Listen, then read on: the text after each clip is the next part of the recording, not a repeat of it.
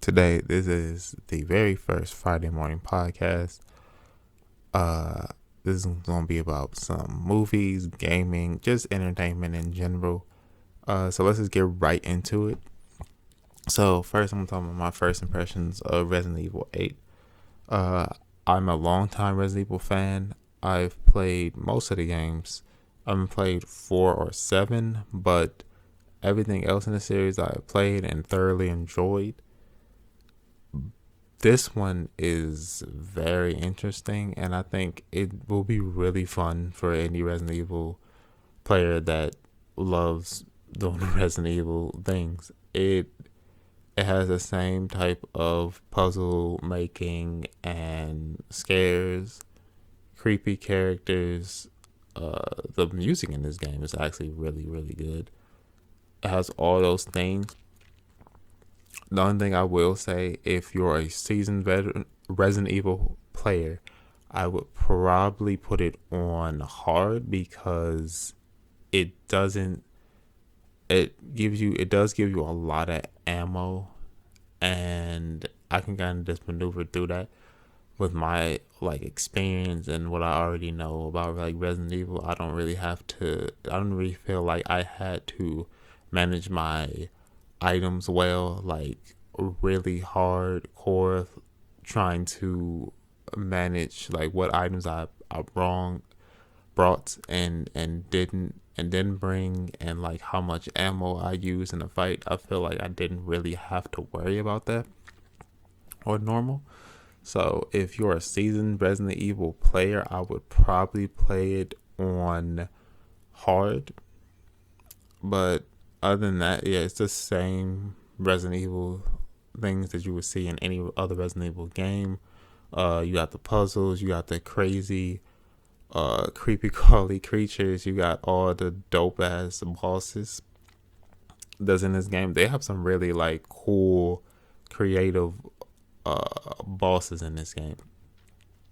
So I would get it just for that purpose. But I think it's really interesting. It's way more in depth than I thought it was too. There's different ways that you can really help navigate through this Resident Evil game that you couldn't previously, and I really like the additions that they did add. I don't want to say too much because I don't want to spoil if anyone is actually going to play the game. But if you are a Resident Evil fan, I think you will really like this game. Okay, next topic. I'm just gonna stay with gaming, and I'm gonna go to Apex Season 9. I love Apex. I started playing it as soon as it came out. I remember my friends telling me, "You gotta play this new game. It's free to play. You should play it." And I played the game, and I just fell in love with this game. I love this game. I loved it every season. I loved every season, even if everybody didn't love it. So I just don't care. I really love this game. I have gotten to level 500 on one account and am climbing very close to that on my PC account. I love Apex. Now this newest season, season 8, I thought was fine. It was alright. It wasn't a bad season. It wasn't a good season. It was fine. But this season, season 9, is fantastic. The season 9, everything about it is great. The new character Valk is fantastic. I love this character. I love the personality of this character.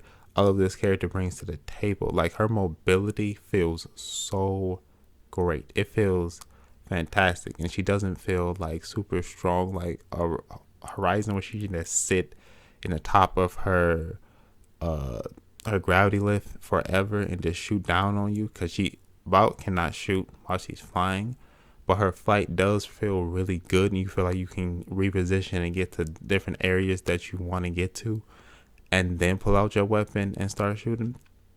But she is fantastic, and her ult is great. She's literally a walking balloon. It is one of the most fantastic things that I think they have entered in the game as far as repositioning tools. You can literally just take your squad with you and reposition like any balloon. And it's not only that, when she redeploys with a balloon or with her ult, she can see enemy squads. So you can see people before you even get to a location. You can see like, oh, it's a squad over there, or it's a person by himself. Let's go get that person. Is yeah, she is amazing. I really enjoy this character. I just think mobility characters in general are characters that people are just more interested in, and they just bring more to the table. Just in general in Apex, if you have a mobility character, you're just gonna win more of your games. So I've been really enjoying this character, and they also added a new game mode, which is arenas. Arenas is fantastic. I love it. If you don't even like the battle royale concept, I think you'll really like this because it's more a deathmatchy type of mode. It's like CS:GO, Rogue Company, something like that, where you have to buy your weapons. You buy your weapons each round, like Valorant. You buy your weapons each round and some supplies, and you just go out and it's just a 3v3, and you have to kill the other team. So nobody can wait for a third party. Nobody can just sit there in the back and just try to pick somebody off while they're fighting another team. You have to know how to win your gunfights. So this is really going to show who really knows how to win their gunfights and without third partying. Like this is really going to show who really has skill in Apex. I said really so many times. I'm keeping it in though. But nah, that I arenas is dope. Arenas is dope. And then they also added a new weapon, which I didn't expect them to add at all, which is the new bow check bow. Okay, at first I was like, yeah, this is cool. We have a bow in the game, but then me and my friends kept playing, and it's just like, bro, like getting hit with that bow is not fun. Like if someone is just, it just encourages more of a third party mindset, and I'm just not into it. Like the triple take, I hated that weapon, bro. I hated that weapon, and I'm so glad that they put it in the care package. But then they put out the bow, and it basically just replaced what that is. However, they have nerfed it since then, so it's not as bad. But I still don't like getting hit with it. It's just not fun. I don't like sniper, like playing against sniper is really just not fun. Even though it has went down since they took the triple take out, because it's not just super easy to snipe with like the longbow and sentinel and stuff like that. So I don't mind it. But overall, I think this is one of the best seasons in Apex Legends. And even if you haven't played Apex before, I think you should jump in. If you haven't played in a few seasons, I think you should jump in. If you don't even like battle royales, I think you should really try this game. I need to stop saying really. God damn it.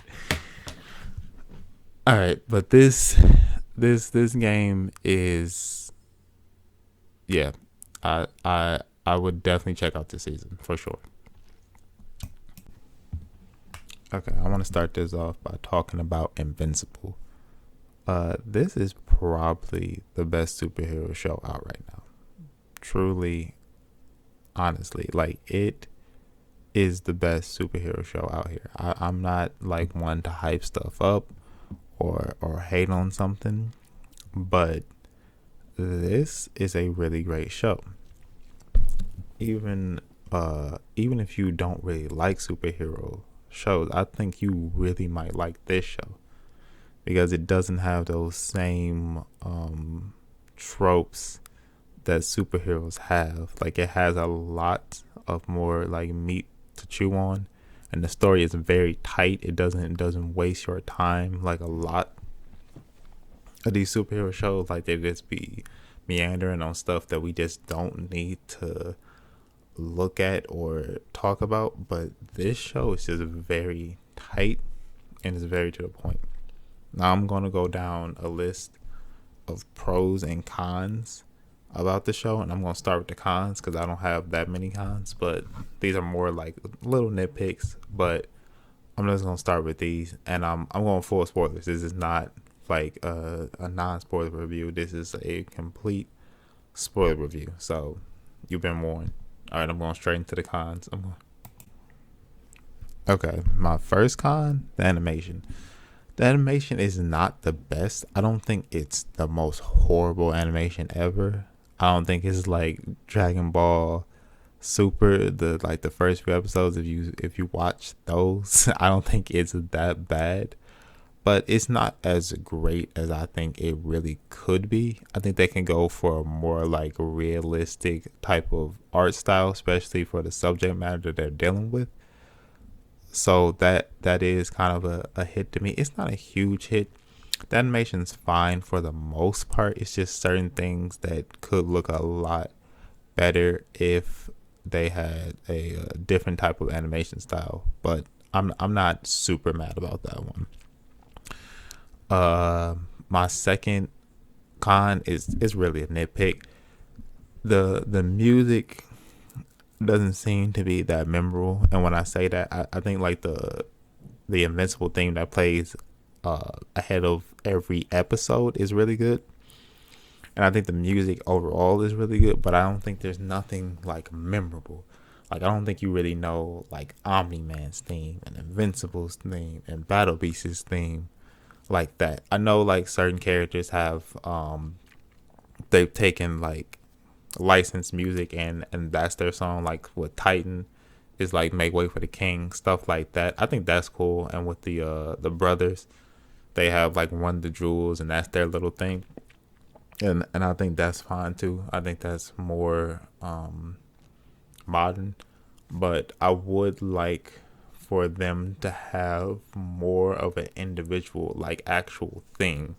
Like I would like it to be put more work into the score, because when you're in a superhero show or movie, you want them to show up and you want a a theme to remember. Like when the Avengers show up, you know what's happening. When the dun dun dun dun dun dun dun dun dun.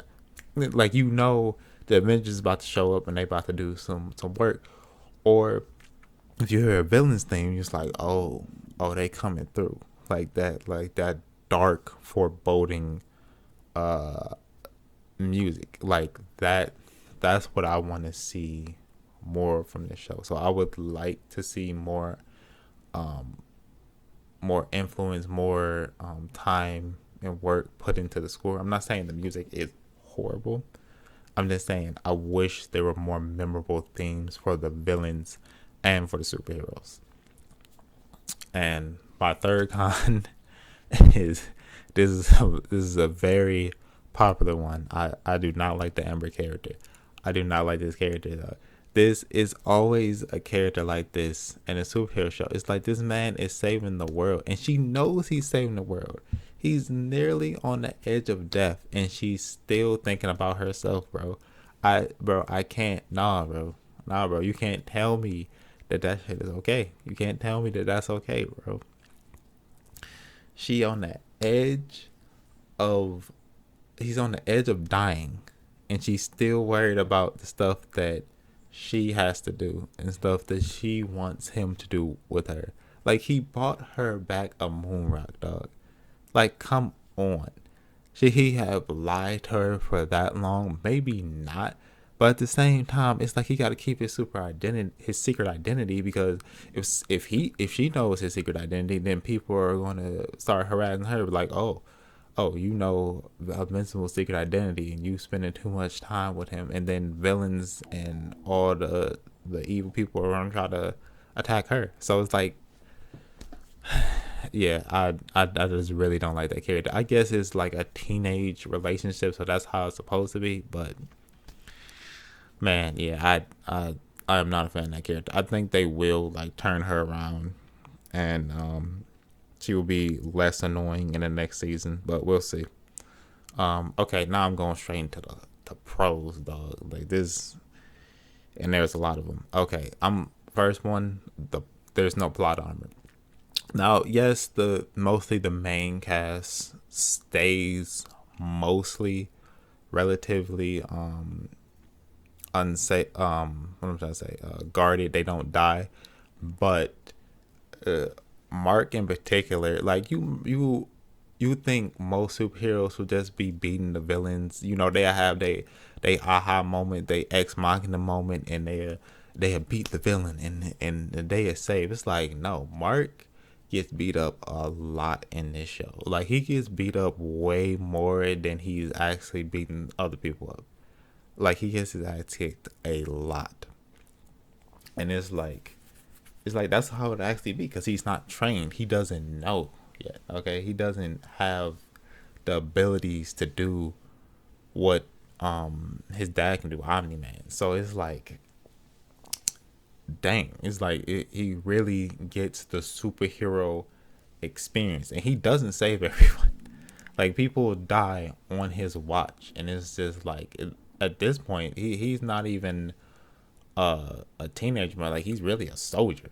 Like he's really a soldier in war, and he's got to see all these gruesome things and all these people die in front of him. And it's not like, oh, we got time to make quips and we got this time to make these big monologue speeches. Like no, this is real, and you need to worry about how you saving people, the damage you doing to the city because you could kill people accidentally. Is more of a feel like The Boys, like how how having superheroes will actually be, and the collateral damage that they can cause, and all that.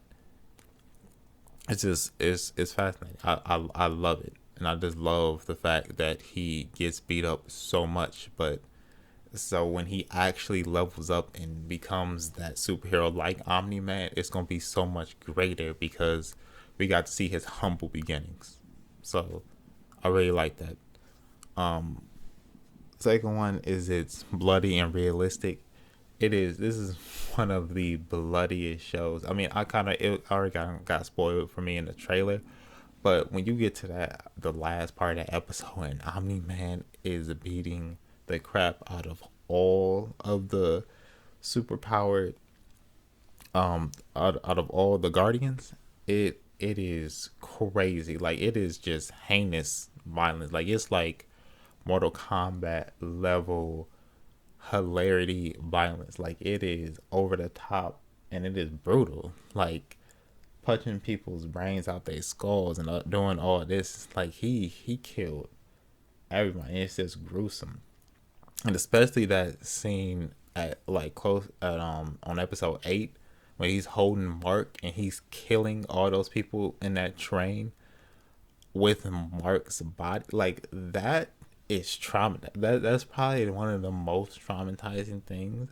that has ever happened to a superhero. Like that is crazy. But yeah, that I love the blood. I love the realism. That's like I was talking about previously with the saving the people and the collateral damage. All that stuff is wonderful. It is very much also like The Boys. And what I didn't know is this show is also being produced by Seth Rogen, so he has a really good eye. I'm gonna be more closely following what he does now, like what projects he's producing, because he has a good eye for projects that are really wonderful, especially in the superhero space. So hats off to him. Um, he, the story is only as good as his villain, and this story has a wonderful villain. Like Omni Man is this, like it's not even like Homelander, because Homelander you have some type of sympathy for because you know how he was raised and you know he could be a different person.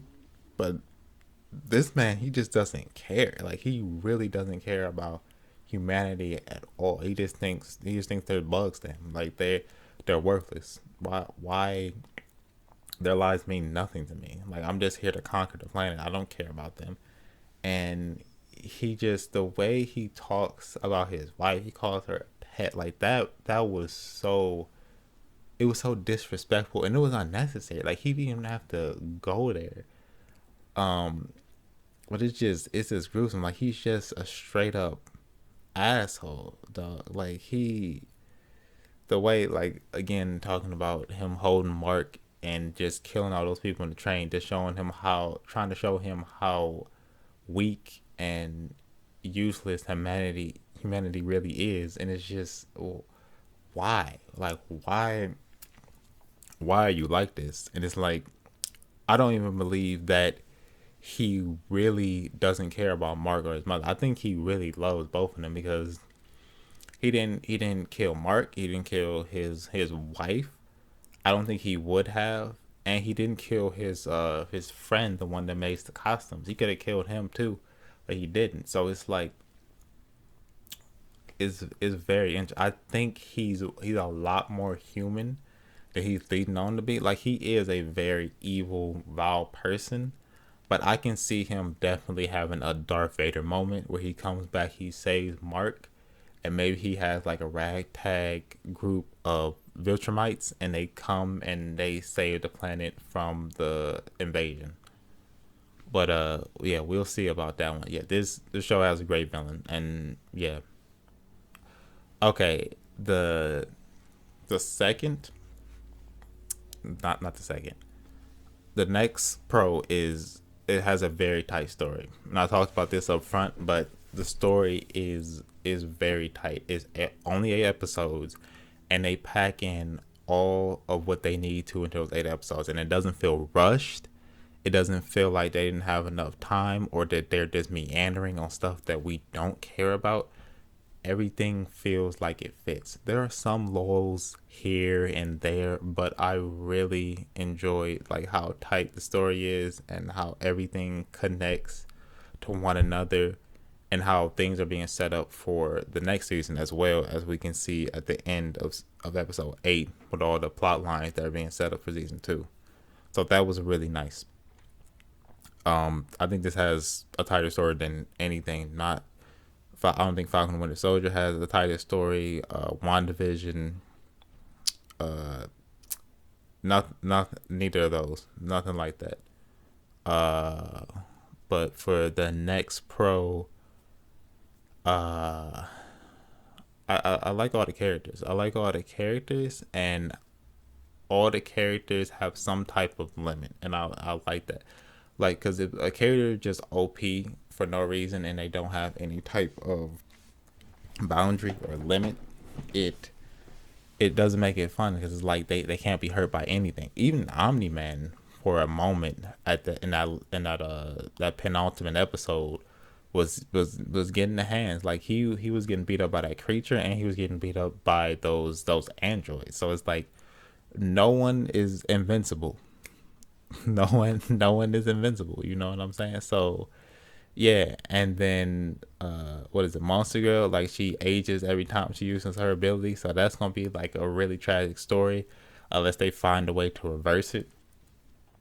And it's just, yeah, like, all these characters are have limits, and I think they're all interesting. I love the robot. The robot is fascinating. That whole story with him cloning himself and being in that body, and then having to kill his other half, like, that whole thing was emotional, and it was fascinating. Like, I love that character, and it's voiced by Zachary Quinto. I love him. So that character is great. But other than that, that's all I really wanted to say about the show. It's a really good show.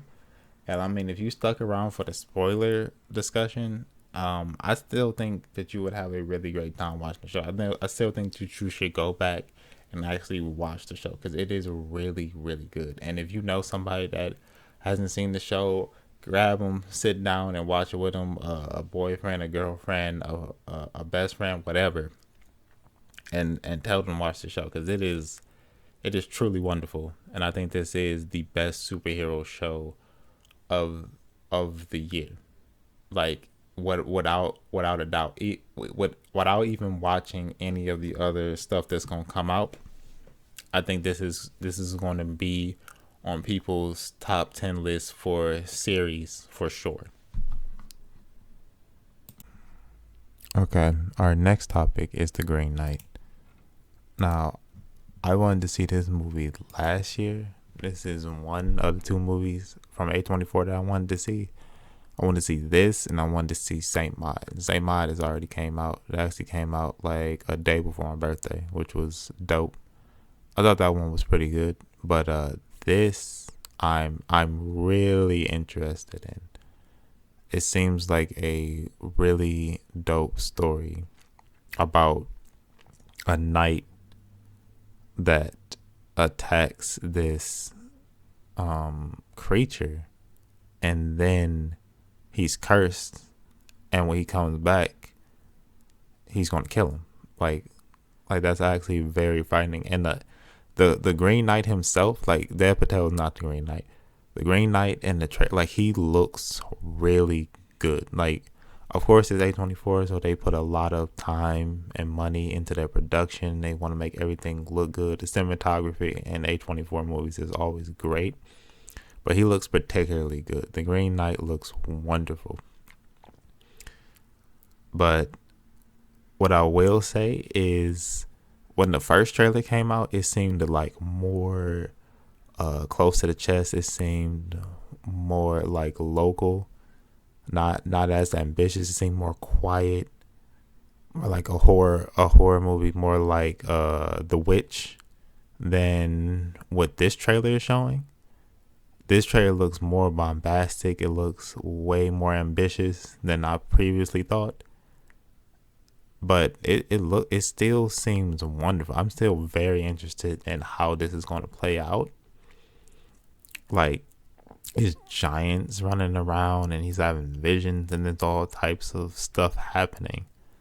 So maybe all this is in his head. Like, I feel like this is gonna be more of a psychological thing, and it is like actual, like, all these things happening, and he may just be going crazy, and that may be what's happening, and the Green Knight might be a metaphor for something else, possibly.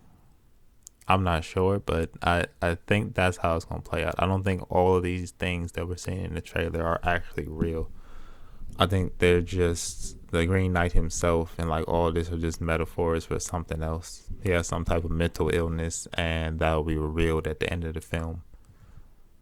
But I'm very interested to see what happens in this movie. So, yeah.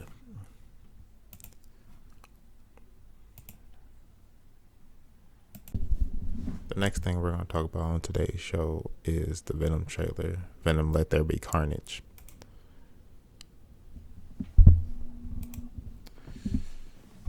This this trailer is very interesting. It does not open the way you think it'll open. Like, you don't expect Venom to be making breakfast with Eddie Brock, and he's just hammering him. He just looks miserable. He's like, oh my god, man. Like, his singing is awful, and the way he's cooking just looks all over the place. It's horrible. It's kind of funny. I love a little chuckle, a little giggle. It's a little funny. But then I think all the interactions with the convenience store lady are really funny too. I think those are going to be like the main comedic moments in the film.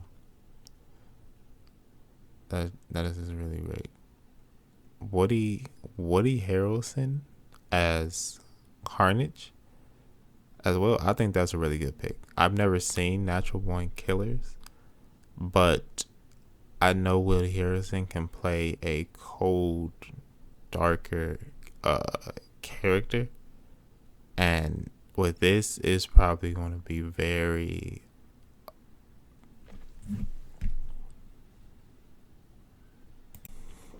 It's probably going to be very interesting seeing him play this character, and I'm so glad that they got a actor like Woody Harrelson to play this character, because he is fantastic. I like him in most everything he did in True Detective, and